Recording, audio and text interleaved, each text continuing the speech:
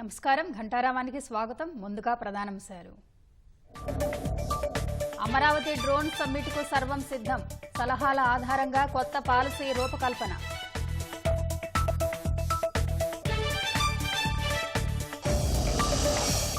మహిళలకు దీపావళి కానుక. ఈ నెల 24 నుంచే ఉచిత గ్యాస్ సిలిండర్ల బుకింగ్.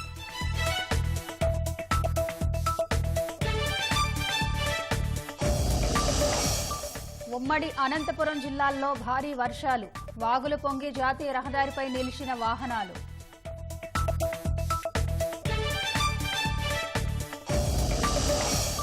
రష్యా వేదికగా నేటి నుంచి బ్రిక్స్ కూటమి శిఖరాగ్ర సదస్సు. ప్రపంచాభివృద్ధి, భద్రతపై చర్చించనున్న సభ్య దేశాలు. బందీలను విడుదల చేస్తే కాల్పుల విరమణకు సిద్ధమన్న ఇజ్రాయెల్. హమాస్ ససేమీరా, అమెరికా ప్రతిపాదనలకే మొగ్గు.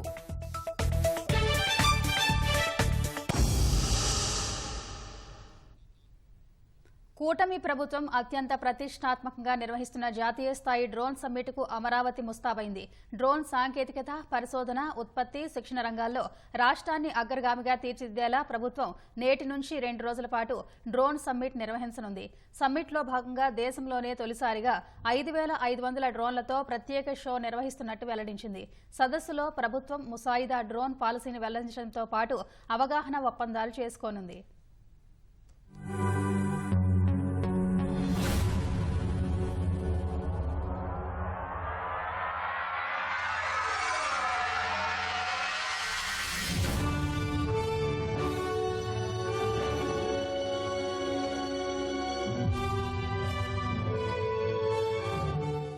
ఏపీని డ్రోన్ హబ్ గా తీర్చిదిద్దడమే లక్ష్యంగా జాతీయ స్థాయి డ్రోన్ సమ్మిట్ ను ప్రభుత్వం నిర్వహిస్తోంది. మంగళగిరిలోని సీకే కన్వెన్షన్ వేదికగా 2 రోజుల పాటు జరిగే సదస్సును సీఎం చంద్రబాబు, కేంద్ర పౌర విమానయాన శాఖ మంత్రి రామ్మోహన్ నాయుడు ప్రారంభించనున్నారు. కేంద్ర పౌర విమానయాన శాఖ, drone federation of India, CII భాగస్వామ్యంతో ఈ సదస్సు నిర్వహిస్తున్నారు. డ్రోన్ సమ్మిట్ కు హాజరయ్యేందుకు ఇప్పటి వరకు 6,929 మంది నమోదు చేసుకున్నారు. Delegates drone hackathon, exhibition, speakers విభాగాల్లో రిజిస్ట్రేషన్లు నిర్వహించనున్నారు. సమ్మిట్లో మొత్తం 9 అంశాల్లో సెషన్లు, చర్చా గోష్ఠుల్ని నిర్వహిస్తారు. ఇన్వెస్టర్లు, ఇన్వెంటర్లు, డ్రోన్ సాంకేతిక పరిజ్ఞానం కలిగిన నిపుణులు ఈ సదస్సుకు హాజరు కానున్నారు. దీంతో పాటు డ్రోన్ హ్యాకథాన్ ను నిర్వహిస్తారు.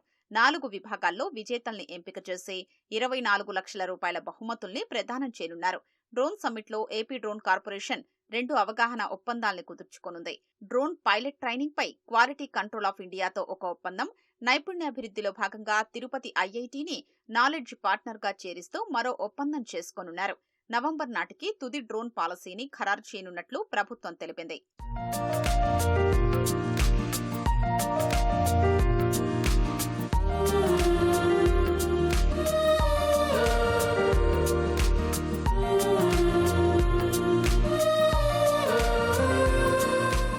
ఏ రంగాల్లో డ్రోన్ల సాంకేతికతను వినియోగించుకునే అవకాశం ఉంటుందనే అంశంపై సమ్మిట్లో ప్రెజెంటేషన్ ఇస్తామని డ్రోన్ల కార్పొరేషన్ ఎండీ దినేష్ కుమార్ తెలిపారు. సదస్సుకు హాజరు కావాలని రాష్ట్రంలోని అన్ని విశ్వవిద్యాలయాలు, కళాశాలలకు ఆహ్వానాలు పంపినట్లు వెల్లడించారు. 50 మంది తయారీదారులు సదస్సులో తమ డ్రోన్లను ప్రదర్శిస్తారన్నారు. 5,000కు పైగా డ్రోన్లతో జరిగే డ్రోన్ షోను వీక్షించేందుకు వీలుగా విజయవాడలో 4 చోట్ల డిస్ప్లేలు ఏర్పాటు చేస్తామన్నారు. ఆల్మోస్ట్ డెలిగేట్స్, స్పీకర్స్, ఎగ్జిబిటర్స్ కలిపి ఇంచుమించు 2,000 మంది సమ్మిట్కి వస్తారని అనుకుంటా ఉన్నాము. వీరు కాకుండా ప్రజలు, ఇలాగే ఇంజనీరింగ్ కాలేజెస్ నుంచి వచ్చేటటువంటి స్టూడెంట్స్ కానీ, లేకపోతే ఈ టెక్నాలజీ మీద ఇంట్రెస్ట్ ఉన్నటువంటి చాలామంది, ఫర్ ఎగ్జాంపుల్ ఫోటోగ్రాఫర్స్ కూడా కాల్ చేస్తున్నారు వాళ్ళ అసోసియేషన్స్ నుంచి. మేము కూడా వచ్చి, బికాస్ మేము కూడా డ్రోన్స్ ఎంటర్టైన్మెంట్లో ఎట్లా వాడతారో అవన్నీ చూస్తామన్నారు. సో ఇలాంటి different associations, school children, universities and general public. So వీరందరూ కూడా అదనంగా మనకి సమ్మిట్లో ఏదైతే 2,000 మెంబర్స్ ఉన్నారో వారికి అదనంగా ఉంటారు. ఇది కాకుండా మనకి ఈవినింగ్ జరిగేటటువంటి కల్చరల్ ప్రోగ్రామ్కి ఆల్మోస్ట్ మనకి ఈ డెలిగేట్స్ వీరందరూ ఎవరైతే ఈ 2,000 మెంబర్స్ ఉన్నారో వీరితో పాటుగా మనం అదనంగా ఇంకొక 8,000 మెంబర్స్కి మనం ఏర్పాట్లు చేయడం కూడా జరిగింది కల్చరల్ ప్రోగ్రామ్. డ్రోన్ సమ్మిట్ నిర్వహణపై సీఎం చంద్రబాబు ప్రత్యేకంగా సమీక్షించారు. ప్రభుత్వం రూపకల్పన చేసే డ్రోన్ పాలసీతో పాటు పెట్టుబడుల ఆకర్షణకు తీసుకోవాల్సిన చర్యలు, స్టార్టప్లను ప్రోత్సహించేందుకు వీలుగా చేపట్టాల్సిన కార్యాచరణపై అధికారులకు సీఎం దిశానిర్దేశం చేశారు. రాష్ట్రంలో మహిళలకు సీఎం చంద్రబాబు దీపావళి కానుక ప్రకటించారు. సూపర్ 6లో భాగంగా దీపావళి పండుగ నుంచి ఉచిత గ్యాస్ సిలిండర్ల పథకాన్ని అమలు చేస్తున్నట్టు వెల్లడించారు. ఈ నెల 24 నుంచి బుకింగ్ చేసుకునే ఏర్పాట్లు చేయాలని, 31 నుంచి గ్యాస్ సిలిండర్ల పంపిణీని ప్రారంభిస్తున్నట్టు స్పష్టం చేశారు. మహిళా సంక్షేమానికి ప్రభుత్వం కట్టుబడి ఉందన్న చంద్రబాబు దీపం పథకం అమలు గొప్ప ముందడుగన్నారు. దీపం పథకం ఈ దీపావళి పండుగకు ఇంటింటా కొత్త వెలుగులు తెస్తుందన్నారు. సూపర్ 6లో తొలి హామీ అయిన ఉచిత గ్యాస్ సిలిండర్ పథకాన్ని అమలు చేసేందుకు ప్రభుత్వం సిద్దమైంది. మహిళలకు దీపావళి కానుకగా ఈ పథకాన్ని అమలు చేయనున్నట్లు సీఎం చంద్రబాబు ప్రకటించారు. ఏడాదికి 2,684 కోట్ల ఖర్చుతో ఉచిత సిలిండర్ల పథకానికి ఆయన ఆమోదం తెలిపారు. సచివాలయంలో ఈ అంశంపై పౌర సరఫరాల శాఖతో సమీక్షించిన సీఎం అక్టోబర్ 31 తేదీ నుంచి ఈ పథకాన్ని ప్రారంభించనున్నట్లు వెల్లడించారు. మంత్రి Nadendla Manohar, Indian oil, Bharat petroleum, Hindustan petroleum corporation సహా ఇతర అధికారులతో దీపం పథకం అమలు, విధి విధానాలపై సీఎం సమీక్ష జరిపారు. ఆర్థికపరమైన ఇబ్బందులు ఉన్నప్పటికీ పేదలకు మేలు చేసే సంక్షేమ పథకాల విషయంలో ప్రభుత్వం ముందడుగు వేస్తుందని ఆయన అన్నారు. అర్హులైన మహిళలకు పారదర్శక విధానంలో ఈ ఉచిత గ్యాస్ సిలిండర్లను అందిస్తామని తెలిపారు.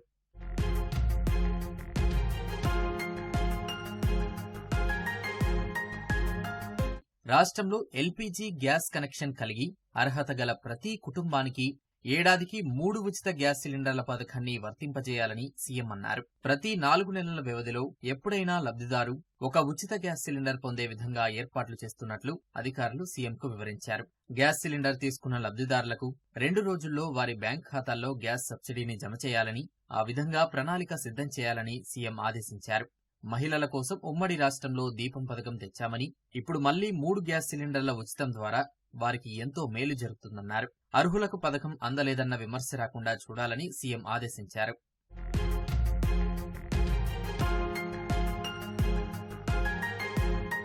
గ్యాస్ సిలిండర్ రిటైల్ మార్కెట్ ధర 876 రూపాయలుగా ఉందని, కేంద్ర ప్రభుత్వం 25 రూపాయలు సబ్సిడీ ఇస్తోందని అధికారులు సీఎంకు వివరించారు. ప్రస్తుతం ప్రతి సిలిండర్ ధర 851 రూపాయలుగా ఉందన్నారు. ఏడాదికి 3 ఉచిత గ్యాస్ సిలిండర్ల పంపిణీ వల్ల ప్రభుత్వంపై 2,684 కోట్ల అదనపు భారం పడుతుందన్నారు. 5 ఏళ్లకు 13,423 కోట్ల అదనపు భారం పడుతుందని తెలిపారు. ఆర్థికంగా ప్రభుత్వంపై భారం పడినా పేదల జీవన ప్రమాణాలు పెంచడానికి ఇలాంటి పథకాలు దోహదం చేస్తాయని సీఎం అన్నారు. ఉమ్మడి అనంతపురం జిల్లా వ్యాప్తంగా సోమవారం అర్ధరాత్రి భారీ వర్షం కురిసింది. పలు ప్రాంతాల్లో చెరువులకు గండ్లు పడి జాతీయ రహదారులపై వరద ఉధృతంగా ప్రవహిస్తోంది. వరద ప్రవాహం ఎక్కువగా ఉండటంతో వాహనాల రాకపోకలకు తీవ్ర అంతరాయం ఏర్పడింది. వాహనాలు ఎక్కడికక్కడ నిలిచిపోవడంతో ప్రయాణికులు తీవ్ర ఇబ్బందులు పడ్డారు.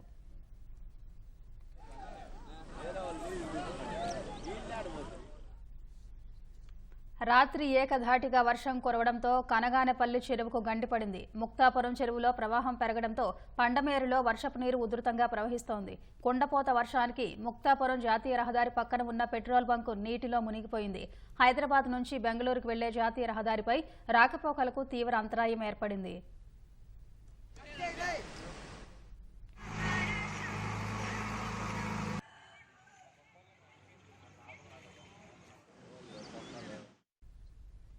కుండపోత వర్షానికి రాప్తాడు నియోజకవర్గంలోని కనగానపల్లి చెరువు తెగిపోవడంతో అనంతపురం, పండమేరు కాలువలకు భారీగా వరద నీరు పోటెత్తింది. దీంతో ఉప్పరపల్లి జగనన్న కాలనీలోని ఇళ్లు నీట మునిగాయి. దాదాపు 5 అడుగుల మేర కాలనీలోకి వరద నీరు చేరింది. కాలనీ మొత్తం నీటితో నిండిపోవడంతో బయటకు రాలేక ప్రజలు తీవ్ర ఇబ్బందులు పడ్డారు. వాహనాలు వరద నీటిలో ఇరుక్కుపోయాయి.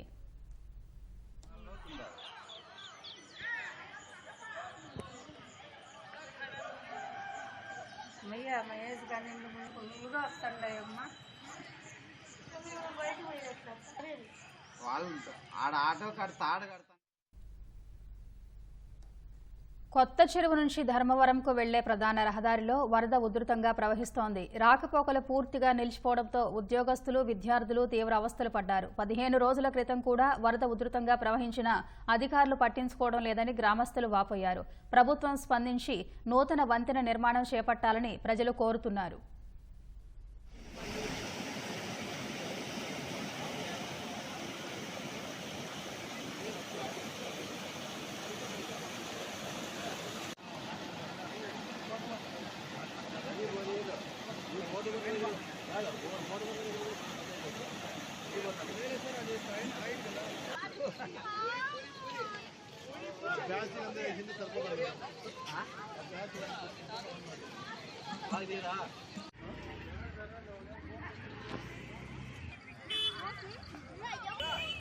భారీ వర్షాలకు Puttaparthi to Dharmavaram road traffic jam అయిపోయి కూలీలు రైతులు చాలా ఇబ్బంది పడుతున్నారు. ఇంతకు మునుపు కూడా భారీగా వర్షాలు వచ్చాయి. రైతులు తాత్కాలికంగా ఊరికే గుంతలు గుర్చి తీసుకున్నాయి, కానీ బ్రిడ్జ్ మాత్రం హైట్ చేయలేదు. ఈ బ్రిడ్జ్ ని హైట్ చేసి ఇటు ధర్మవరము, ఇటు పల్లెలు, గంగనేపల్లి, ఇట్లా కేశాపురం, ఇట్లా ఇవన్నీ ట్రాఫిక్ బంద్ అయ్యి చాలా మంది ఎప్పుడు రోగాలు కావచ్చు, ఉద్యోగస్తులు కావచ్చు, ఎంతో జనం చాలా ఇబ్బంది పడుతున్నారు. దయచేసి ఈ ప్రభుత్వం స్పందించి దీని మీద యాక్షన్ తీసుకోవాల్సిందిగా కోరుతున్నాం.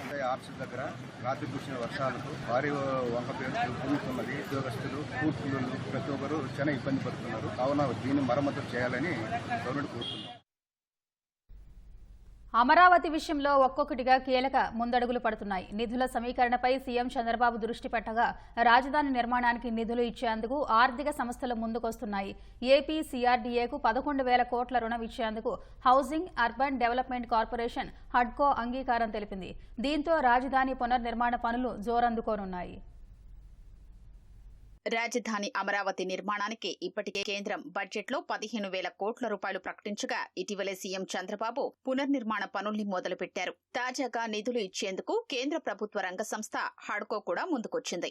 ఢిల్లీ పర్యటనలో ఉన్న పురపాలక శాఖ మంత్రి పి నారాయణకు ఈ విషయాన్ని ఆ సంస్థ సీఎండీ తెలిపారు. మంత్రి నారాయణ హడ్కో సీఎండీ సంజయ్ కుల్శ్రేష్ఠతో భేటీ అయ్యారు. రాజధాని నిర్మాణానికి సంబంధించి రాష్ట్ర ప్రభుత్వం చేపట్టిన కార్యాచరణను వివరించారు. దీనిపై సంతృప్తి వ్యక్తం చేసిన housing and urban development corporation AP CRDAకు 11,000 కోట్ల రూపాయల రుణంగా ఇచ్చేందుకు అంగీకారాన్ని తెలియజేసింది.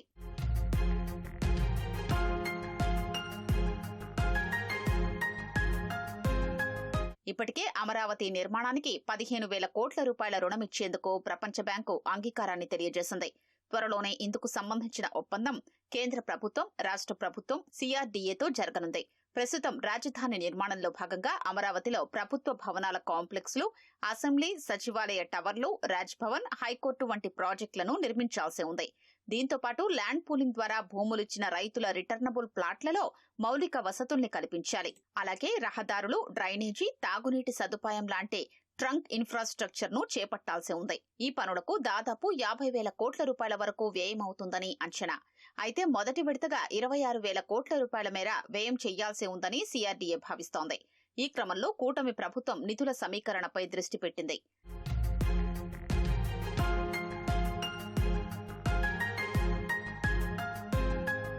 కేంద్ర ప్రభుత్వం హామీదారుగా ప్రపంచ బ్యాంకు, ఆసియా డెవలప్మెంట్ బ్యాంకుల ద్వారా 15,000 కోట్ల రూపాయల రుణాన్ని రాజధానిలో మౌలిక సదుపాయాల కల్పన, ట్రంక్ ఇన్ఫ్రాస్ట్రక్చర్ నిర్మాణం కోసం వినియోగించనున్నారు. ఇక మిగిలిన 11,000 కోట్ల నిధుల మంజూరుకు హడ్కో అంగీకారాన్ని తెలియజేయడం కీలక పరిణామంగా చెప్పాలి. ఈ నిధులు విడుదల కాగానే డిసెంబర్ నుంచి అమరావతి రాజధాని పరిధిలో పనులు వేగం పుంజుకోనున్నాయి.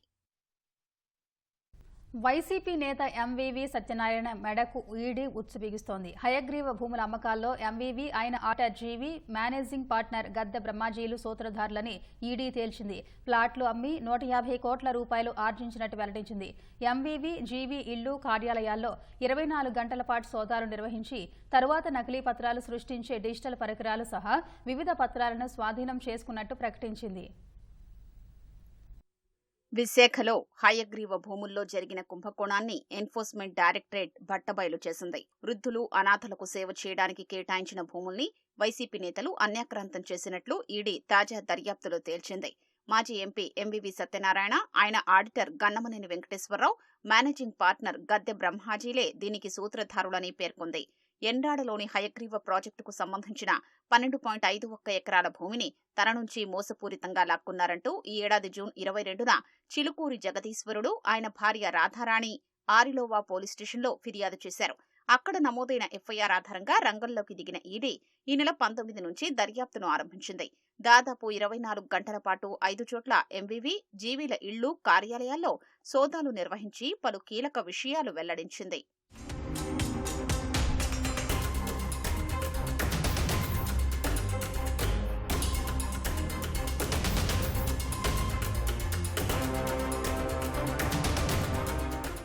రెండు 2008లో హయగ్రీవ ఫార్మ్స్ డెవలపర్ సంస్థకు వృద్ధులు, అనాథల కాటేజీల కోసం ఎండాడలోని భూమిని ప్రభుత్వం తక్కువ ధరకు కేటాయించింది.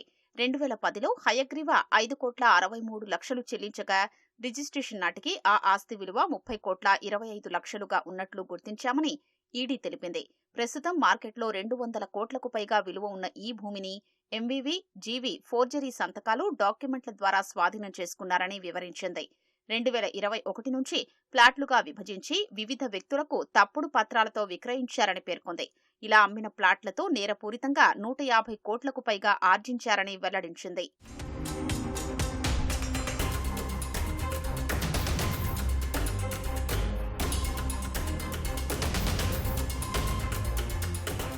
సోదాల్లో 300కు పైగా స్థిరాస్తుల విక్రయ దస్తావేజులు ఎంవీవీ, జీవీ కుటుంబ సభ్యుల పేరు మీద గుర్తించి స్వాధీనం చేసుకున్నట్లు ఈడీ వెల్లడించింది. స్థిరాస్తుల కొనుగోలుకు 50 కోట్ల రూపాయల వరకు నగదు లావాదేవీలు జరిగినట్లు తెలిపింది. ఎంవీవీ, జీవీల నివాసాలు, కార్యాలయాల్లో తనిఖీల వేళ బినామీ పట్టాదారు పాసు పుస్తకాలు, డిజిటల్ పరికరాలు కొన్ని గుర్తించామన్న ఈడీ వాటితో సహా వివిధ పత్రాల్ని స్వాధీనం చేసుకున్నట్లు వెల్లడించారు.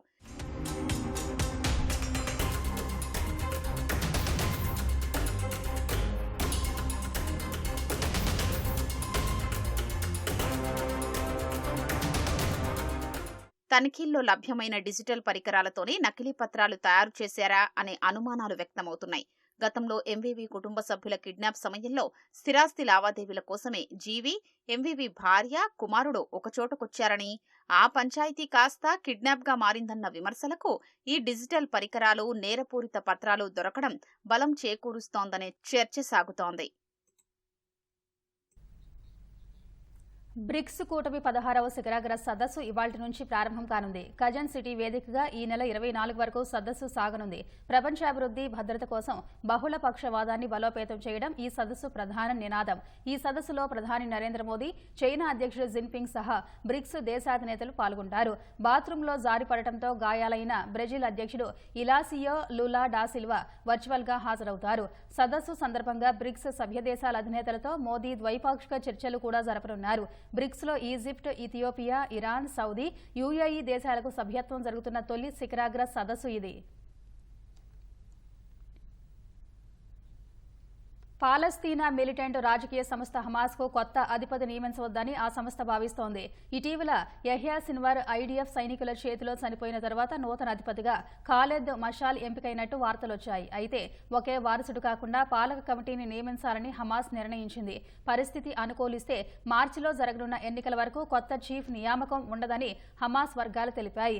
ఇరాన్లో హమాస్ రాజకీయ విభాగం చీఫ్ ఇస్మాయిల్ హనియే హత్య తర్వాత ఆగస్టులో 5 సభ్యుల కమిటీ ఏర్పడింది.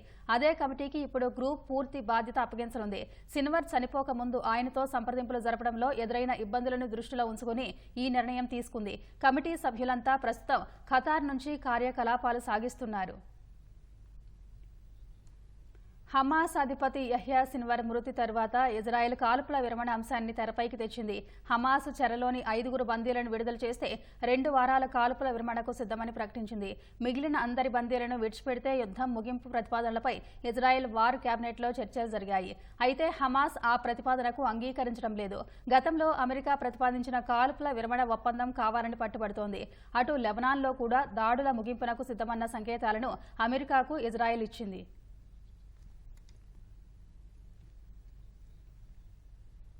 హమాస్, హెజ్బొల్లా మిలిటెంట్ సంస్థలతో చేస్తున్న యుద్ధం ఇజ్రాయెల్పై భారీ ఆర్థిక భారాన్ని మోపుతోంది. దేశంలో పెట్టుబడుల రాక భారీగా తగ్గిపోగా ఆర్థిక వృద్ధి రేటు స్తంభించింది. గత ఏడాది మిలిటరీపై ఇజ్రాయెల్ $27.5 బిలియన్ ఖర్చు చేసింది. తక్కువ జనాభా కలిగి ఉన్నప్పటికీ మిలిటరీ ఖర్చు విషయంలో ప్రపంచ దేశాల్లో ఇజ్రాయెల్ 15వ స్థానంలో ఉంది. ఇజ్రాయెల్ జీడీపీలో మిలిటరీ ఖర్చు 5.3% కాగా రష్యాతో పోరాడుతున్న ఉక్రెయిన్కైతే అది 37%గా ఉంది.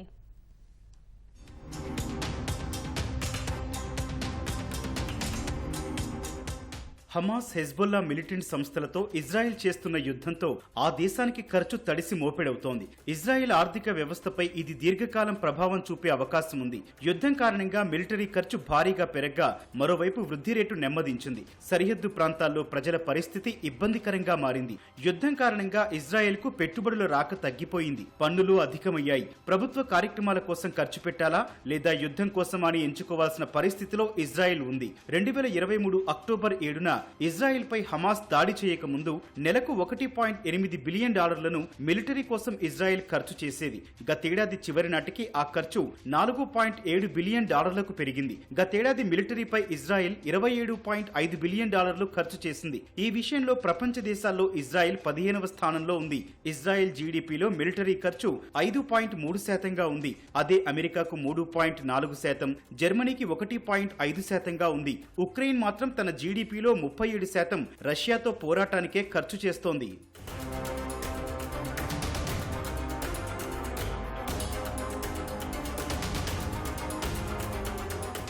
యుద్ధం కారణంగా ఇజ్రాయెల్ వృద్ధి రేటు మందగించడమే కాకుండా కార్మికుల సరఫరాపై తీవ్ర ప్రభావం పడింది. ఈ ఏడాది తొలి త్రైమాసికంలో ఇజ్రాయెల్ వృద్ధి రేటు 4% నమోదవగా రెండో త్రైమాసికంలో అది 0.2% పడిపోయింది. గాజా, లెబనాన్ నుంచి రాకెట్ల వర్షం కురియడంతో ఆయా ప్రాంతాలతో సరిహద్దు కలిగిన ప్రాంతాల్లో ఇజ్రాయెల్ పౌరులు సురక్షిత ప్రాంతాలకు తరలి వెళ్లారు. ఇలా యుద్ధం కారణంగా తమ ఇళ్లను ఖాళీ చేసిన వారికి వసతి ఖర్చును ఇజ్రాయెల్ భరిస్తోంది. 2006లో హెజ్బొల్లాతో జరిగిన యుద్ధం తర్వాత ఇజ్రాయెల్ ఆర్థిక వ్యవస్థ వేగంగా పుంజుకుంది. అప్పట్లో ఆ యుద్ధం కేవలం 34 రోజులే సాగింది. ఇప్పుడు పరిస్థితి అందుకు భిన్నంగా ఉంది.